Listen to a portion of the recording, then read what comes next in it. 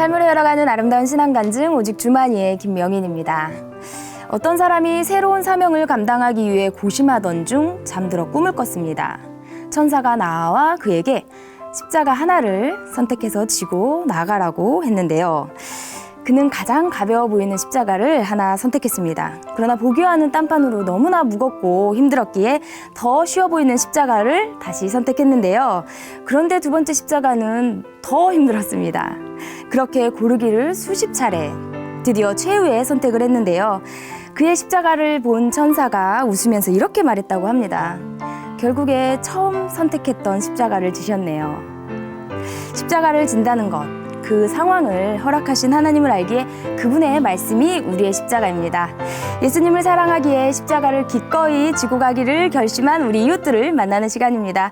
삶으로 열어가는 아름다운 신앙간증 프로그램 오직 주만이, 오늘도 멋진 믿음의 간증들이 준비되어 있습니다.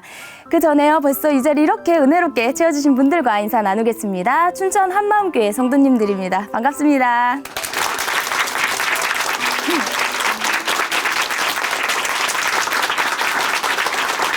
네, 오늘 첫 번째 출연자 만나보겠습니다. 이분은요, 간호사인데요. 간호대학을 나와서 첫 직장으로 갔던 병원. 일도 힘들었지만요, 몸과 마음이 힘들어서 그만두게 됩니다. 이후로요, 자신에게 딱 맞는 직장을 찾기 위해 다른 병원, 다른 직장들을 이렇게 옮겨 다녔는데요. 드디어 한 직장에 머물게 되었다고 합니다. 어떤 직장에 정착하게 되었을까요? 춘천 한마음교회 이진미 자매님께 들어보겠습니다. 이진미 자매님 박수로 모십니다.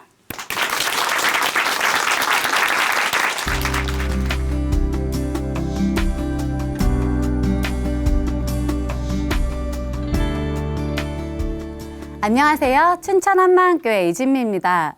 저는 민들레오 씨처럼 제 마음에 바람이 조금만 불면 직장을 쉽게 그만두고 이리저리 옮겨 다녔는데요.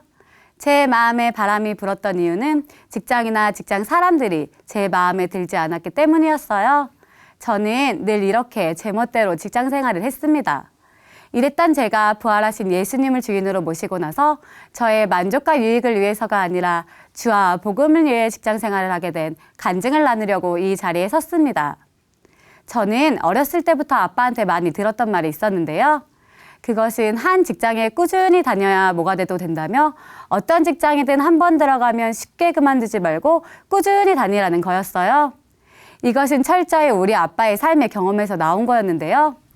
우리 아빠는 한 직장에 정착하셔서 노년에 그만두시기까지 젊은 시절 20번을 넘게 직장을 옮겨 다니셨어요. 그러다 보니 늘 가난을 벗어날 수 없었고 뭐 하나 반듯하게 이루실 수가 없으셨던 거예요. 그렇게 당신이 고생을 하시고 사신 것을 생각하니 자식들이라도 그렇게 살기를 바라지 않으셨던 모양이에요. 그런데 저도 아빠 딸은 아빠 딸인가 봐요. 삶은 많아 이것저것 하고 싶은 것은 많았는데 끈기는 없어 금방 실증을 잘 내었어요. 저는 남들한테 지는 것을 싫어했어요. 게임 같은 것을 하면 악착같이 해서 이기려고 했는데 이상하게 공부는 그렇지 않더라고요. 순둥이 같던 초등학생 시절을 벗어나 중학생이 되고 나서부터는 노는 것에 빠져 신나게 놀았어요. 고등학교 가서도 마찬가지였는데 다행히 대학교는 갈 수가 있었습니다. 그런데 문제는 고등학교 말부터 시작된 이성교제였어요. 한 번 남자친구를 사귀게 되니 쉬지 않고 사귀게 되더라고요. 물론 한 남자친구를 계속 사귄 것은 아니었어요. 우리 집은 분위기가 화목하면서도 엄했기에 나름대로 지켜야 할 선은 지키며 사귀긴 했지만 그래도 공부할 시간에 데이트라니 공부는 제대로 할 수가 없었어요. 그렇게 대학생활을 하니 당연히 성적은 엉망이었죠. 성적을 보니 졸업은 할 수 있을까 걱정이 될 정도였습니다. 저는 안 되겠다 싶어서 열심히 공부해 간신히 턱걸이로 졸업을 하게 되었습니다. 저는 간호대학을 졸업했는데요. 사실 간호사의 꿈이 있어서 간 것이 아니라 성적에 맞추어 몇 군데 원서를 넣었는데 합격한 곳 중 취업이 제일 잘 된다고 하는 간호대학에 가게 된 것이었어요. 주변 사람들이 왜 간호사가 되고 싶어 물으면 시어머니에게 사랑받으려고요. 이렇게 아무 생각 없이 대답을 하곤 했어요. 정말 간호사가 된다는 것에 아무 생각이 없긴 없었나 봐요. 나이팅게일 선서식을 하면서도 그랬고 백의의 천사를 꿈꾸는 주변 사람들을 보면서도 그랬어요. 저는 그냥 아무 생각 없이 대학에 들어가 졸업을 한 거였어요. 저의 첫 번째 직장은 집 가는 거리가 먼 병원이었어요. 출퇴근하기에는 거리가 멀어 안 되겠다 싶어서 기숙사에 들어가기로 결정을 했어요. 몸이라도 편하고 싶어서 기숙사에 들어가기로 한 건데 낯선 환경에 적응할 생각을 하니 뭔지 모를 불안감이 찾아오더라고요. 오죽하면 아빠와 언니가 데려다 주었는데 엉뚱한 곳으로 왔네. 한참을 돌다가 제가 들어갈 기숙사를 찾을 수 있었어요. 아니나 다를까 몸도 마음도 불편한 생활을 하게 되었어요. 기숙사는 쉴 수 있는 것이 아니었어요. 병원 근무의 연속 같았어요. 신규인 저는 선배들의 눈치를 봐야 했고 선배들은 잠은 안 자고 치킨과 맥주를 시켜놓고 밤 늦게까지 수다 떨기 일쑤였어요. 정말 미치겠더라고요. 우리 식구는 교회를 다녀서 술 마시는 사람이 없었는데 병원에서는 끊임없이 이어지는 회식 자리에 술, 노래방도 술, 기숙사도 술. 저는 안 되겠다 싶어서 짐을 싸들고 다시 집으로 돌아가게 되었어요. 병원에서는 최대한 회식 자리는 빠지게 되었고요. 여전히 멀리 다녀야 했기에 식구들이 저희 출퇴근을 돕느라 함께 고생을 해주었어요. 결국 저는 얼마 못 가 몸과 마음이 만신창이가 되어서 첫 번째 직장을 그만두게 되었습니다. 멀리 힘들게 다녔으니 이번에는 집에서 최대한 가까운 병원을 다녀야겠다고 생각하고 집 근처 병원을 찾아가 면접 보고 바로 다음 날부터 출근을 하게 되었어요. 두 번째 들어간 병원은 동네 병원이라 그런지 생각보다 환경이 열악하더라고요. 더군다나 밥도 맛없고 정말 제 마음에 드는 것이 하나도 없었어요. 그래서 저는 두 번째 직장을 이틀 만에 과감하게 그만두고 말았습니다. 세 번째 들어간 병원은 시내에 있는 병원이었어요. 오픈한 지 얼마 안 된 병원이라 새로운 마음으로 열심히 일하겠다고 생각했죠. 병원은 출퇴근하기는 괜찮았고 환경도 깨끗했어요. 그런데 문제는 경력 있는 간호사가 없다는 거였어요. 저도 경력이 얼마 안 되는 간호사라 배워야 할 것도 많고 어찌 보면 초짜인데 저에게 원하는 것이 너무 많은 거예요. 밤낮을 가리지 않고 도움을 요청하는 전화가 오는데 정말 짜증이 나더라고요. 이때쯤 언니는 춘천 한마음교회 다니면서 늘 기쁨 가득한 모습으로 살고 있었어요. 그리고 제가 다니는 병원에 전도도 오고 예배도 드리러 왔었는데요. 저도 언니가 하는 일이니까 예배 드리라고 비어있는 병실도 내주고 전도하는 데 도움을 주곤 했어요. 저는 언니를 따라 교회엔 갔지만 중심을 들이지 못했습니다. 새로운 직장에서 저의 능력보다 넘치는 업무와 기대에 시달리다 보니 저는 결국 세 번째 병원도 3개월 만에 그만두게 되었습니다. 공무원이 되어보겠다고 지인이 일하는 회사에 잠깐 아르바이트를 하게 되었어요. 공부할 수 있는 시간을 주겠다고 약속을 받고 시작한 회사 생활이었는데 공부할 수 있는 분위기도 아니고 더군다나 사장님실이 바로 뒤에 있어서 딴짓을 못하겠더라고요. 하필 회사 사무실에 이사할 때 아르바이트를 시작하게 되어 고생만 하고 공부는 하지도 못해 시험은 떨어지고 결국 3개월 만에 아르바이트마저 그만두게 되었습니다. 다섯 번째 찾게 된 병원은 좀 더 넓은 곳으로 가고 싶어서 큰 병원을 찾게 되었어요. 이번에 취업한 곳은 병원 건물도 컸고 병원 시설도 훌륭했어요. 그리고 분위기도 좋고 직원들도 마음에 들었고요. 물론 이곳이 완벽하게 마음에 들었던 것은 아니었어요. 새로운 직장에 차츰 적응할 쯤 저에게도 말씀이 들리기 시작했어요. 사실 처음에는 오랜 시간 교회도 다녔었고 기독교 학교를 졸업해 들었던 것은 많아 그저 듣는 것도 듣나 보다 하며 말씀에 집중하지 못했어요. 그런데 시간이 지날수록 뭔가 제 신앙에 문제가 있는 것은 아닐까 고민이 되었어요. 저는 어렸을 때부터 주일 성수만 잘하면 천국 간다고 생각하고 살았거든요. 그런데 교회 지체들하고 저는 달라도 너무 다른 거예요. 예수님을 믿으면 분명 삶이 변화될 수밖에 없는데 제 삶은 변화가 없었고 감정에 따라 수시로 흔들렸어요. 나는 예수님을 주인으로 믿는다고 생각하는데 문제가 무엇일까? 부활의 표적을 붙들면 흔들리지 않는다는데 왜 나는 쉴 새 없이 흔들리는 걸까? 너무나 답답했어요. 그런데 감사하게도 목사님께서는 부활을 매일매일 반복하셨어요. 이렇게 계속해서 복음을 듣다 보니 그동안 저는 부활을 통해 예수님을 믿은 것이 아니라 그저 부활을 알고 예수님을 아는 자였다는 것을 알게 되었어요. 그러면서도 예수님을 믿는다고 착각했고 천국에 갈 수 있을 거라 자신했었어요. 한 지체분이 이런 저를 보고 여태껏 신앙생활 어떻게 했니? 라고 물어보시는데 제 마음이 그대로 들통나 버렸어요. 예수님께서 저를 혼내시는 것이 아니라 위로하시며 진미야 신앙생활 하는 거 힘들었지 하시는 것 같았어요.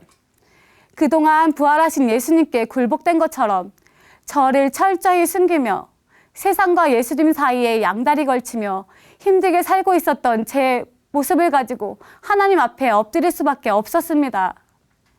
그리스도께서 다시 사신 것이 없으면 너희의 믿음도 헛되고 너희가 여전히 죄 가운데 있을 것이요. 이 말씀이 저에게 그대로 다가왔어요. 부활이 없으면 다 꽝이었어요. 부활이 전제되지 않는 믿음은 거짓인 거였어요. 제자들도 3년 6개월 동안 예수님과 함께 지내며 예수님을 믿는 것 같았지만 예수님이 죽으실 때는 다 도망갔잖아요. 이런 겁쟁이 제자들이 예수님께서 죽은 자 가운데서 살아나신 후에야 성경과 및 예수의 하신 말씀을 믿었고 생명 걸고 부활하신 예수님을 전했어요. 이들을 변화시켰던 것은 바로 부활이었어요. 아, 내가 변할 수 있는 것도 오직 부활이구나. 예수님의 부활을 역사에 못 박아 놓으시고 모든 사람에게 믿을 만한 증거를 주셨어요. 이것은 나의 느낌과 감정으로는 절대로 믿을 수 있는 것이 아니었어요. 느낌 안 온다고 예수님이 부활 안 하신 게 아니고 감정이 안 생긴다고 예수님이 부활 안 하신 게 아니잖아요. 부활하신 예수님은 성경대로 오신 창조주 하나님이셨습니다. 부활이라는 확실한 증거를 통해 전능자 하나님께서 저를 위해서 무엇을 해주셨는지도 알게 되었습니다. 하나님 아버지께서는 하나밖에 없는 아들을 원수인 저를 위해 죽음의 길로 보내셨습니다. 예수님께서는 저를 위해 기꺼이 이 땅에 사람으로 오셨고 당신의 뜻이 아닌 아버지의 뜻대로 되기를 원한다고 하시며 땀방울이 핏방울이 되도록 겟세마네 동산에서 기도하셨고 묵묵히 십자가의 길을 가셨습니다. 하나님께서 나를 이렇게 사랑하셨구나. 내가 이런 사랑을 받은 자구나. 저는 그대로 무너질 수밖에 없었습니다. 하나님, 정말 죄송해요. 저는 철저히 거짓말쟁이로 살았어요. 바리새인처럼 살았어요. 예수님을 주인으로 믿지 않았어요. 믿는다고 착각하며 살았어요. 제 신앙생활이 힘들었던 이유를 이제 알겠어요. 하나님 자리를 차지했던 마귀와 같이 저도 마음에 하나님 두기를 싫어하고 제가 주인 되어 살았던 악랄한 죄인이었어요. 저의 죄 때문에 전능자가 죽으시고 부활하셨는데도 저는 예수님을 믿지 않고 제가 주인 되어 살았습니다. 하나님, 잘못했습니다. 제가 예수님을 믿지 않았습니다. 하나님, 잘못했습니다. 예수님 믿지 않은 죄를 회개합니다. 이제는 예수님만이 저의 주인이 되어주세요. 정말 중심으로 간절히 기도드렸어요. 흐르는 눈물을 주체할 수가 없었습니다. 이제 정말로 다시는 제가 주인 되어 살고 싶지 않아졌습니다. 예수님이 저의 주인이시니 저희는 더 이상 겉다르고 속다른 힘든 신앙생활을 하지 않아도 되었습니다. 드디어 진리가 너희를 자유케 하려는 말씀을 누릴 수 있었어요. 예수님을 주인으로 믿고 나니 그동안 제가 왜 직장생활을 제 기분 내키는 대로 하고 살았는지 그 이유를 알게 되었습니다. 저는 그 직장에 저를 보내신 예수님을 알지 못했고 믿지 않았었습니다. 제가 주인이었고 제가 왕이었으니 제 기준에 맞지 않으면 견디지 못하고 결국 직장을 그만두게 된 것이었어요. 구약 말씀에 보면 왕이 없으므로 사람들이 자기 소견에 옳은 대로 행했다고 했는데 제가 딱 그 모습이었습니다. 직장의 주인도 예수님이셨고 제 인생의 주인도 예수님이셨어요. 그리고 그 직장에 저를 보내신 분도 예수님이셨고요. 예수님께서 저를 그곳에 보내셔서 영혼들을 사랑하고 섬기며 복음을 전해서 생명을 살리라고 저를 그 직장에 파송하신 것이었어요. 주인의 마음을 알게 되니 더 이상 저를 위해 직장을 다니고 싶지 않아졌어요. 이제는 오직 저를 그곳에 보내신 주님의 뜻을 이뤄드리기 위해 다녀야겠다는 마음만이 가득해졌습니다. 이런 마음으로 직장을 다니다 보니 이전과는 다르게 한 사람 한 사람을 대하는 제 마음이 달라져 있더라고요. 이들을 섬기라고 하나님께서 나를 이곳에 보내주셨구나. 이것이 나의 사명이구나. 이런 마음으로 다니다 보니 환자분들과 동료들에게 주님이 주신 사랑으로 친절히 다가가게 되었습니다. 그러다 보니 직원들이 뽑는 칭찬 주인공상을 받게 되었고 환자분들이 뽑아주시는 친절 직원상을 받게 되었습니다. 어느 날 한 직원이 뇌수술을 받게 되자 조회 시간에 기도를 하자면서 저에게 기도를 시키셨어요. 저는 그 친구를 위해서 계속 기도하고 있었습니다. 복음을 전하면서 친구는 예수님을 주인으로 영접했고 수술 전에 찾아가 또다시 복음을 전했기에 기도하는데 큰 확신이 생기더라고요. 친구의 주인은 예수님이시니 친구를 살려달라고 간절히 기도드렸습니다. 직원들과 함께 기도할 수 있는 시간을 허락해 주셔서 감사했어요. 친구의 수술은 너무도 잘 됐고 지금도 아주 건강하게 잘 지내고 있어요. 저희 병원에서는 아침 직원 조회를 하는데요. 하루에 한 명씩 돌아가면서 3분 스피치를 하라고 하는 거예요. 무엇을 할까 고민하다가 이 기회를 통해 복음을 전하겠다는 마음이 들어 지체들에게 기도를 요청했고 복음을 전하게 되었어요. 우리 교회에서 만든 전도지를 직원들에게 나눠주었는데요. 전도지를 버리지 못하게 하려고 전도지마다 제 사진을 붙이고 전도지 하나하나에 직원들 이름을 써서 주었어요. 짧은 시간이었지만 큰 확신 가운데 전했습니다. 오직 성령께서 역사하시기를 기대하는 마음으로요. 감사한 것은 그중에 몇 명이 예수님을 주인으로 영접하게 되었어요.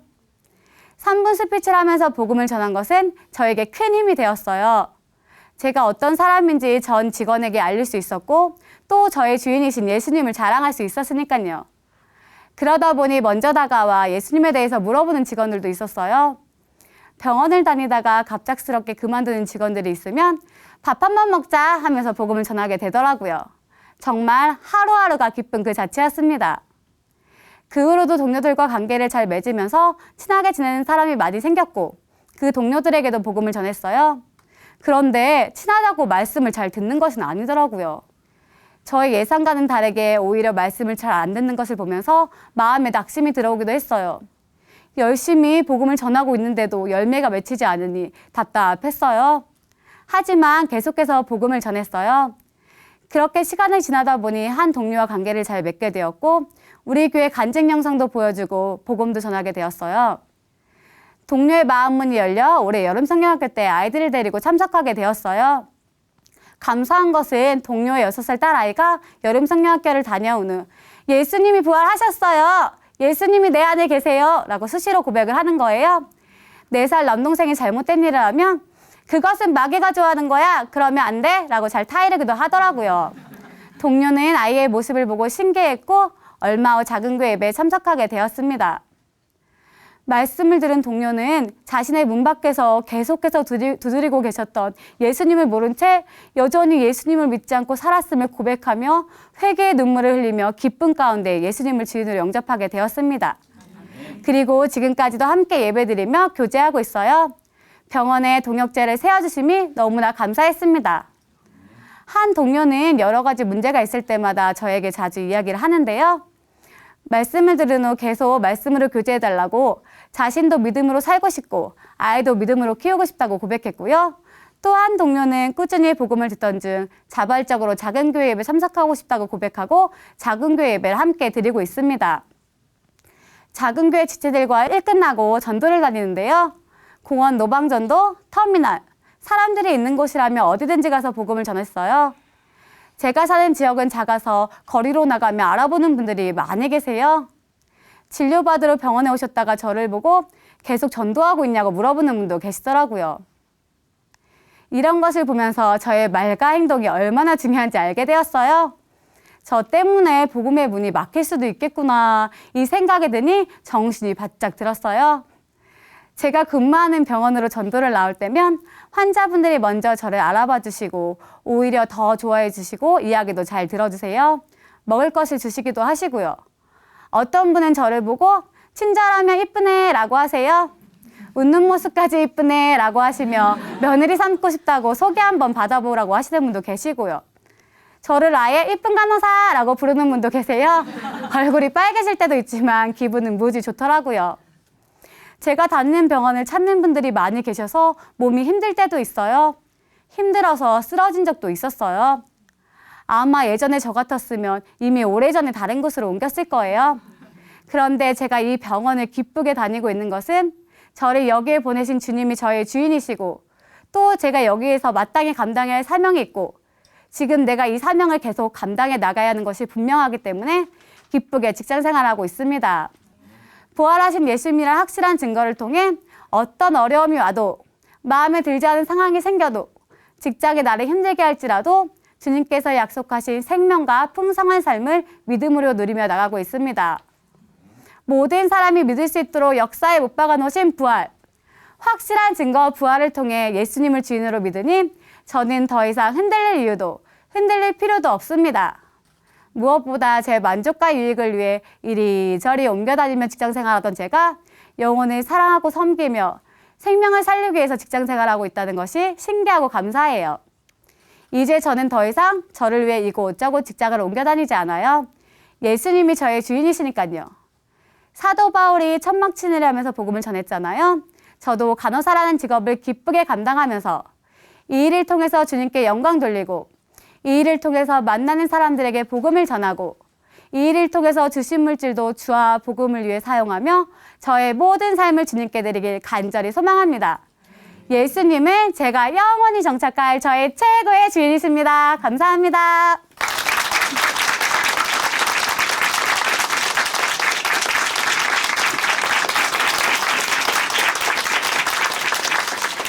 네, 간증 감사합니다. 이사야 6장 8절에 이사야는 이렇게 고백하죠. 내가 또 주의 목소리를 들으니 주께서 이르시되 내가 누구를 보내며 누가 우리를 위하여 갈고 하시니 그때 내가 이르되 내가 여기 있나이다 나를 보내소서 하였더니 네, 하나님께서 우리에게 다양한 일과 직장, 삶의 터전을 주신 이유, 바로 이 복음을 전하라고 허락해 주신 건데요. 자매님의 간증을 들으면서 이 복음을 기쁘게 전하는 자가 되어야겠다라는 생각을 해보게 되었습니다. 이진미 자매님 앞으로도 이 복음 기쁘게 더 열심히 전해주시기를 응원하고 기도하겠습니다. 이진미 자매님께 다시 한번 응원의 박수 보내드릴게요.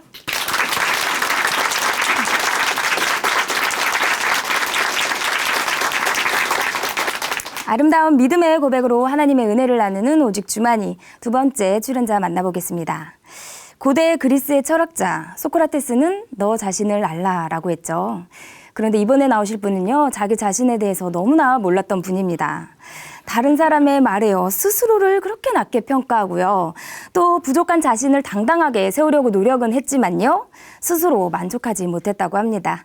그렇게 쓸모없고 부족하다고만 생각했던 이분이요, 드디어 자신의 존재의 이유, 나는 누구인가를 알게 되었다고 하는데요. 그 이야기 함께 들어보겠습니다. 춘천 한마음교회 이지영 자매님, 큰 박수로 모십니다.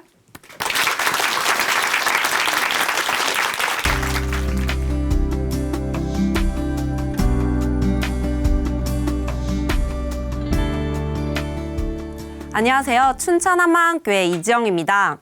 해바라기는 해만 바라본다고 해서 해바라기잖아요. 저는 나바라기였어요. 지독하게도 나만 봤어요. 사람들의 인정을 받고 싶어서 야, 이 정도는 해야겠구나 하며 그 기준에 미치지 못하는 저의 부족한 모습만 바라봤어요. 그래서 우울하고 답답한 나날들을 보냈는데요. 그랬던 제가 나의 진정한 주인 부활하신 예수 그리스도를 만나고 주님만 바라보는 주 바라기가 되어 기쁨과 확신 가운데 살게 된 이야기를 나누려고 합니다. 제가 어렸을 때 정말 귀여웠거든요. 예쁘다는 말을 많이 들어서 제가 진짜 많이 예쁜 줄 알았어요. 그런데 중학교에 들어가니까 남학생들이 제 외모를 가지고 놀리더라고요. 그때부터 외모에 대해서 고민하게 되었던 것 같아요. 하루는 같은 반 남자애가 예쁜 여자 연예인 사진을 가지고 와서 제 얼굴과 번갈아 보더니 한마디 했어요. 야, 너 진짜 얼굴 어떻게 하냐? 답이 없다. 라고요. 그 남자애는 장난이었어요. 그런데 저는 사람들에게 인정받으려면 이 정도로 예뻐야 하는구나 생각했어요. 그리고 그 여자 연예인과 비교하며 제 얼굴에서 마음에 안 드는 부분만 보게 되었습니다. 사실 제 눈이 작진 않잖아요. 그런데 그때는 제 눈이 왜 그렇게도 작고 코가 왜 그렇게도 낮고 얼굴이 왜 그렇게도 크게 보이던지요. 우울해하며 얼굴에 대해 자책했습니다. 또 저는 어렸을 때부터 솔직하고 밝은 아이라는 칭찬을 많이 들었어요. 그 이면에 띨띨하다, 엉뚱하다 라는 말도 참 많이 들었습니다. 띨띨한 데다가 엉뚱까지? 정말 충격적이었어요. 그런데 사람들은 제 엉뚱함에 더 심한 충격을 받더라고요.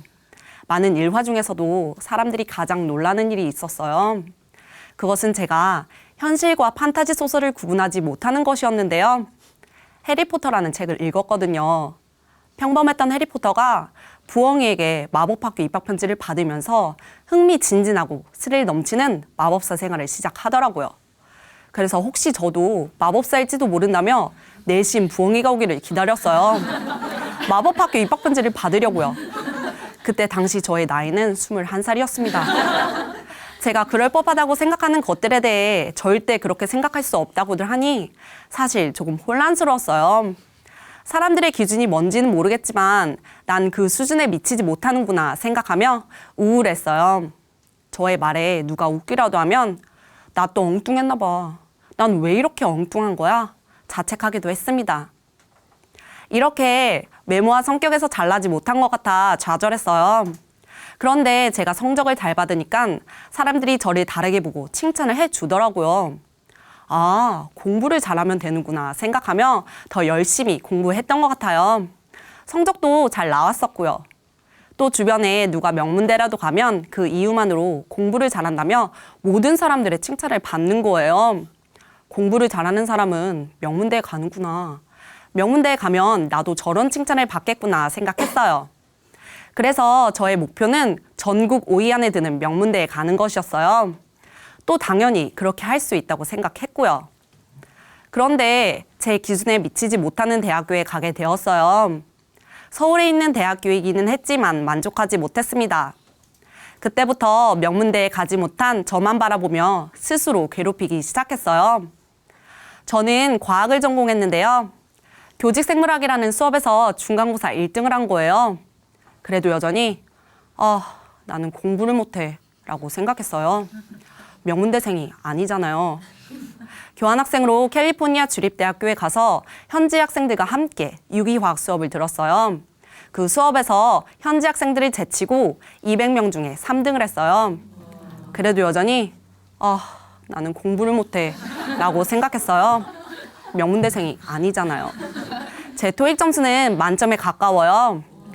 우와 하는 사람들 사이에서 여전히 나는 공부를 못해 라고 생각했어요. 명문대생이 아니잖아요.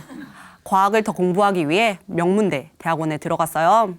그래도 여전히 제가 공부를 못한다고 생각했어요. 대학교는 명문대가 아니니까요. 이렇게 대학교를 간 이후로는 아무리 열심히 해서 얻은 성과 앞에서도 명문대생이 아닌 저만 지독하게 바라보며 자책했습니다. 이렇게 저의 부족한 모습만 바라보는 것은 꼬리에 꼬리를 물어 스스로 정말 잘난 것이 하나도 없다고 생각하게 만들었어요.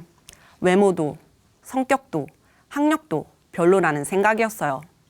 리더십도 없었고 넓고 깊은 인간관계가 있었던 것도 아니었고 그렇다고 돈이 많은 것도 아니라는 생각뿐이었어요.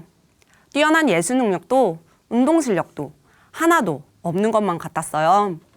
실제로는 고등학교 때 반에서 부회장을 할 정도로 리더십이 없었던 것도 아니었고 친구들하고도 잘 어울렸어요. 게다가 경제적으로 넉넉하게 채워주시는 부모님도 계셨는데 자꾸만 부족하다는 생각에 사로잡혔던 것 같아요. 남들은 그냥 지나갈 수도 있는 작은 생각이었는데 저에게는 굉장히 큰 문제로 다가왔어요. 객관적으로 봐도 부족하지 않았기 때문에 주변 사람들은 제가 이런 생각을 하고 있는지조차 몰랐더라고요. 하지만 머릿속에는 저의 부정적인 모습으로 가득했고 이것이 제 삶을 완전히 지배해버렸어요. 그러니 쉽게 바꿀 수 없는 저의 모습에 답답하고 미쳐버리겠더라고요. 이 상태로 진로 선택 앞에 서니까 부족하기만 하고 답답해 보이는 제가 할 수 있는 일이 하나도 없는 것만 같았어요. 아무것도 할 수 없는 것 같은 저의 모습을 보니까 정말 쓸모없어 보이더라고요. 쓸모도 없는데 난 도대체 왜 태어났을까? 고민하다가 실수로 태어났구나 생각하게 되었어요. 실수로 태어났다니 이 생각은 저의 삶을 송두리째 흔들어 버렸습니다. 실수로 태어난 인생 어떻게 살아가야 할지도 모르겠으니 막막하기만 했어요. 머릿속에는 난 실수로 태어난 사람이라고 박혀 있으니 사람들의 모든 말과 행동을 삐뚤어지게 받아들였어요.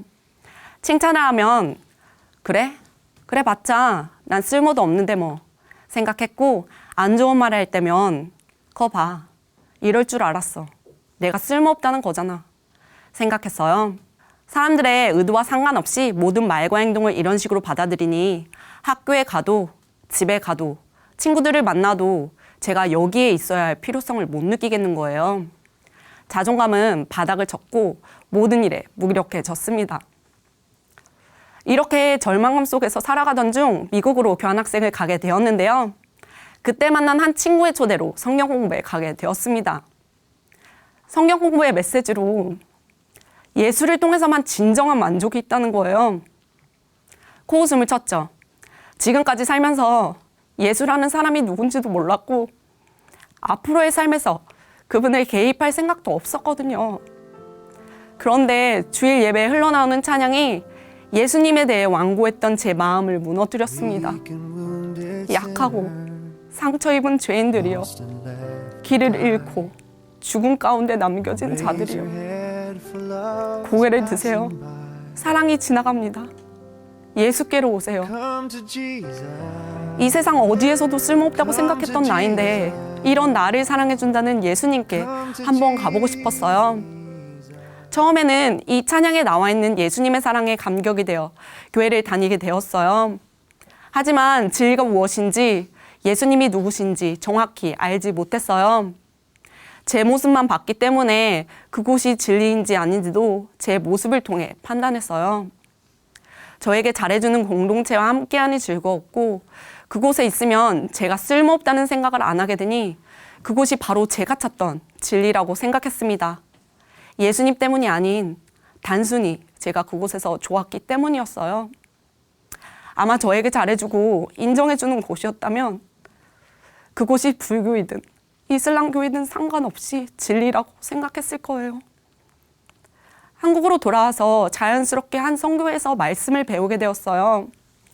그런데 미국 교회 때와 다르게 즐겁지가 않은 거예요. 오히려 말씀만 강조하는 그곳이 부담스러웠어요. 힘들어하는 저의 모습을 보니까 이제는 예수님이 진리가 아닐 수도 있다는 생각이 들었어요. 답답하고 부담스러운 마음을 견디지 못하고 선교회를 나오게 되었습니다.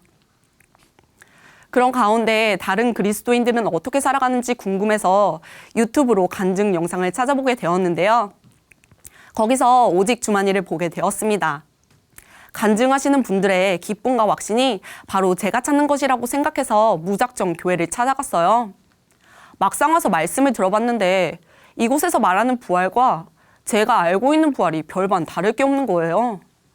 부활, 예수님이 죽음을 이기시고 지금 살아계시는 분이라는 것은 저도 알고 있었으니까요. 그리고 예수님을 하나님으로 그냥 믿는 것이지 어떻게 이 부활의 표적으로 그 사실을 확신할 수 있는지 미심쩍었어요. 집으로 가는 전철에서 한 언니와 교제를 하게 되었는데요. 부활에 대한 저의 밋밋함과는 다르게 그 언니는 2000년 전으로 돌아가 사도의 관점으로 예수님의 부활을 꼭 보아야만 한다고 말했어요. 그 언니의 열정에 제가 아는 부활과 그 언니가 아는 부활이 무언가 다른 것 같았어요. 그래서 곰곰이 생각해 봤는데요. 그러고 보니 2000년 전 사람들은 어떻게 33살의 청년 예수를 하나님으로 믿게 되었는지 갑자기 궁금해졌어요. 특히 사울은 구약 성경을 완전히 깨뚫은 사람이었고 하나님이 그토록 예언하신 이스라엘을 구원할 메시아를 너무나 잘 알고 기다렸어요. 그런데 사람들이 33살의 볼품없는 목수의 아들, 게다가 끔찍한 형벌인 십자가에서 죽은 예수가 부활했다고 말하는 거예요.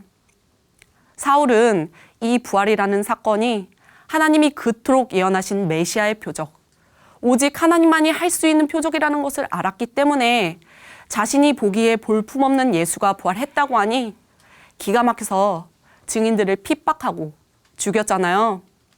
그런데 이 사울이 다메섹으로 가던 중 부활하신 예수님을 만나니 죽은 예수가 살아계셔? 부활하셨구나. 이분이 하나님이 예언하신 메시아구나.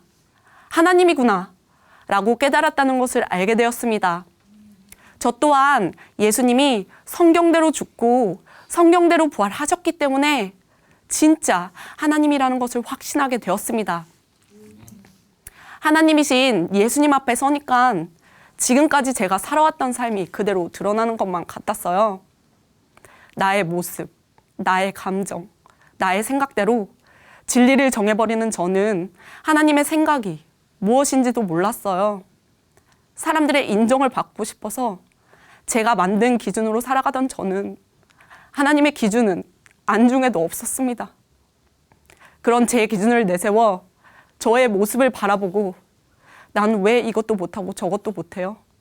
난 왜 잘난 것도 하나도 없어요? 날 왜 이렇게 창조하셨어요? 라고 하나님을 원망했어요. 제 기준에 맞지 않는다고 하나님을 모욕하고 배척한 저는 하나님, 제 기준이 옳아요. 제가 하나님보다 옳다고요. 하나님이 앉은 그 자리가 제 자리예요. 라고 말하는 마귀였습니다. 이렇게 저는 하나님과 원수되어 멀어진 자였어요. 아, 이게 바로 천국과 지옥의 심판 앞에 드러날 나의 모습이겠구나 알아지면서 너무나 두려웠어요. 한나라의 대통령도 아닌 모든 만물의 주인, 천국의 주인이신 하나님을 배척한 저는 두말할 것 없는 지옥행이었습니다. 그런데 저에게 온갖 모욕을 당하시고 배척당하신 예수님이 저를 생각하며 이 땅에 내려오셨다는 거예요. 제가 받아야 했을 죄값, 지옥에서 영원히 고통받았어야만 했던 저를 대신해서 십자가에서 죽으셨어요. 그리고 이렇게 말씀하시는 것 같았어요. 지영아, 내가 너를 사랑해서 너의 죄값을 다 담당할 테니 이제는 나와 함께하자. 그리고는 성경의 예언대로 부활하셔서 하나님이 살아 계시는 것, 나의 모든 죄를 사하셨다는 것, 나의 주인이시라는 것을 모두 보여주셨어요. 이 예수님을 믿지 않고 제가 주인 되었던 죄를 회개했습니다. 하나님, 죄송합니다. 제가 예수님을 믿지 않았습니다. 저의 죄를 용서해 주세요. 그리고 예수님을 제 마음의 진정한 주인으로 모십니다. 이렇게 부활하신 예수님을 마음에 모시니 저의 모습에 따라 감정에 따라 진리가 변하는 것이 아니었어요. 스스로 쓸모없다고 느껴서 예수님이 진리라는 사실이 흔들리는 게 아니었어요. 성경대로 죽고 성경대로 부활하신 예수님을 통해 성경에 있는 모든 말씀이 그대로 이루어질 사실, 즉 진리였습니다. 이것을 알게 되니 삶에서 붙잡아야 할 것이 오직 하나님의 말씀뿐이었어요. 생각이 아닌 하나님의 말씀을 붙잡으니 절 평생 괴롭혔던 이 쓸모없다는 생각에서 완전한 해방이었습니다. 부활하신 예수님을 바라보니 전 이제 다 가진 존재가 돼 버렸더라고요. 전능자 하나님이신 예수님이 저와 함께 하시니 하나님의 것이 다 저의 것이 되었잖아요. 이제 정말 남부러울 것 하나 없는 다 가진 존재가 되었습니다. 예전에는 부족한 저의 모습만 바라보면서 자책했었는데요. 이제는 흔들리지 않는 역사적인 사실, 예수님의 부활만을 바라봐요. 저는 하나님의 보배롭고 존귀한 자이고 택하신 족속이고 왕 같은 제사장이었어요. 하나님의 아들을 배척하고 죽인 저를 부르셔서 자녀 삼아 주시고 모든 것을 다 주셨습니다. 이제 정말 다 가진 존재가 되었으니 이 세상에서 할 일은 오직 하나뿐이었어요. 한 영혼 한 영혼 하나님의 마음으로 예수님이 부활했다는 기쁜 소식을 전하는 사명뿐입니다. 예수님 믿고 나서 예전 삶이 왜 그렇게 힘들었는지 알겠더라고요. 공주였던 아이가 길을 잃어 거지가 됐어요. 왕은 목숨을 다해 그 공주를 찾아 왕국으로 데려왔어요. 그런데 공주는 그것을 믿지 못하고 계속 거지처럼 살고 있는 거예요. 거지 중에서 조금 잘난 왕초가 되겠다고요. 제 삶이 바로 거지와 같은 삶이었습니다. 예수님이 죽고 부활하셔서 이미 다 가진 존재가 되었는데 이 세상에서 좀 더 잘나겠다고 악을 쓰고 살고 있었던 거예요. 완전히 속고 살았던 거죠. 주변을 둘러보니 다 저처럼 속고 사는 사람들이 보였어요. 그래서 친구들에게 예수님의 부활을 전하고 캠퍼스에 나가 노방 전도도 하고 있어요. 지금은 복음에 관심을 가지게 된 한 친구를 양육하며 저의 신분을 기쁘게 누리고 있습니다. 하루는 캠퍼스에 나가 피켓 전도를 했어요. 피켓을 들고 지나가는 영혼들에게 무슨 말을 하면 좋을까 고민했는데요. 부활하신 예수님을 몰랐던 예전 모습이 생각나는 거예요. 이미 예수님께서 다 해결하신 문제들을 짊어지고 살았던 저의 예전 모습이요. 그때는 저의 부족한 모습만 바라보니 한숨만 팍팍 나오고 앞으로 어떻게 살아가야 할지 걱정 근심이 한 보따리였거든요. 그런데 저의 진정한 주인 부활하신 예수님을 만나니 모든 걱정 근심이 한 방에 날아갔어요.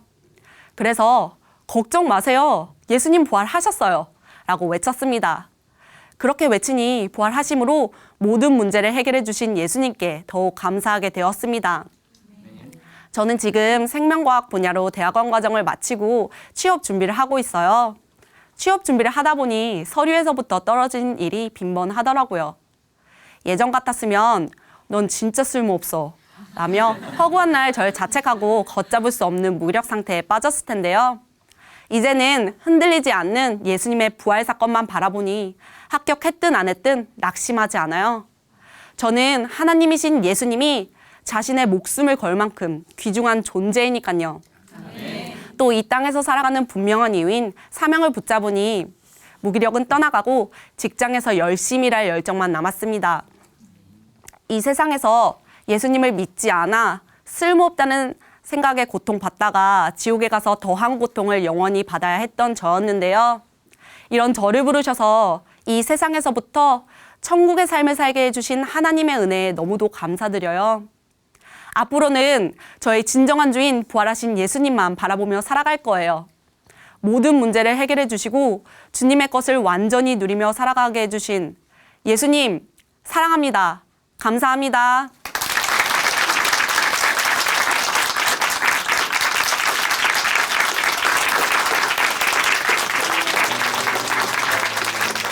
네, 간증 감사합니다. 걱정 마세요. 예수님께서 부활하셨어요. 네, 이 자매님의 고백처럼요. 부활하신 예수님께서 자매님의 삶을 계속 인도해 주실 것을 믿습니다. 진짜 내가 누군지 알게 된 지영자매님, 앞으로도 예수님과 동행하는 멋진 삶 사시기를 응원하겠습니다. 다시 한번 큰 박수로 응원하겠습니다.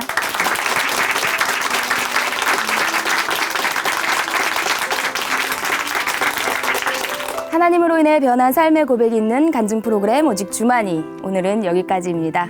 지금까지 함께해 주신 춘천 한마음교회 성도님들 그리고 시청자 여러분 감사드립니다. 오늘도 이 시간 찬양으로 마무리하겠는데요. 오늘 찬양해 주실 분은 안중현 형제님이시고요. 함께 나눌 찬양 제목은 전능하신 나의 주 하나님은 입니다. 오늘도 우리의 주인 되신 예수님과 동행하는 멋진 하루 보내세요. 감사합니다.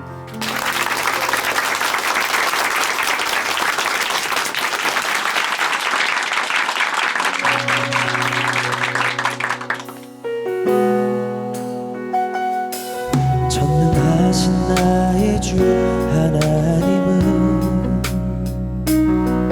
능치 못하실 일 전혀 없네.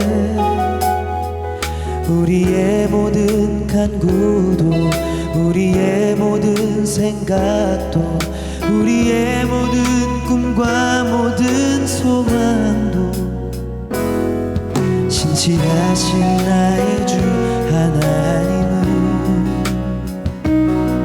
우리의 모든 괴로움 바꿀 수 있네.